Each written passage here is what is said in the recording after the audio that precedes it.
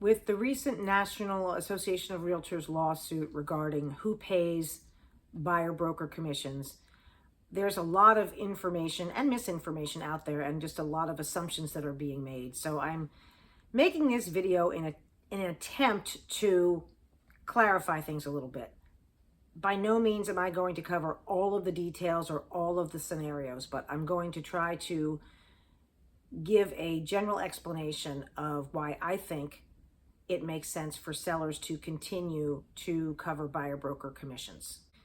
I think the most important one is that a seller's going to end up with lower net proceeds for a variety of reasons, but most directly because if you have a buyer who is using a mortgage and they have a top number that is based maybe partly on their mortgage, but also on their available cash for their down payment money and their closing costs.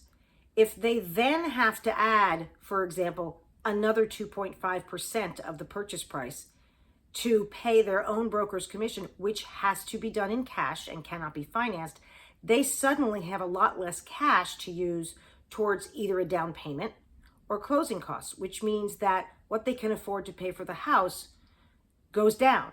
And if you do the math, because they're only using 20%, if they're getting an 80% mortgage, in cash, you, the seller, will be able to build that commission amount into the price of the house and enable the buyer to afford it in a way that if the buyer has to pay it in cash, the difference in what they can afford for the house will be much greater than that 2.5%. And that's because that 2.5%, if the buyer has to pay it, has to be 100% cash versus if you build it in, it's only 20% cash and 80% of it would be financed through the mortgage. Similarly, if a seller agrees to pay the buyer broker commission, that seller is going to see more appointments. There are people who are either confused by whether they might have to pay it, or they just say, we don't have the cash to pay it, or we just don't want to bother with that, who are instructing their agents to not even show them properties unless they know going in that the seller is going to cover their buyer broker fee. So fewer appointments leads to fewer offers, which leads to less competition, which leads to lower net proceeds. That's not what most sellers want. Finally, there are going to be buyers who don't use buyer agents now because they think that it will save them money.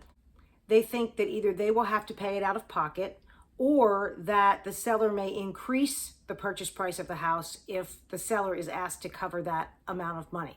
So there are some buyers who think they are savvy enough to take care of purchasing on their own behalf with no representation. For a seller, that opens up a large possibility that somebody on the buy side doesn't actually know what they're doing. It's a very distinct possibility. And things fall through the cracks. The buyer doesn't get the mortgage commitment in on time. The buyer didn't know they had to get homeowners insurance. The buyer didn't understand the time frame for inspections. So as a seller, you're much more likely to have a difficult transaction and much more likely to have a fall through because there hasn't been an agent who vetted that person's financials if you are dealing with a buyer who's unrepresented specifically because they don't want to have to deal with paying their agent.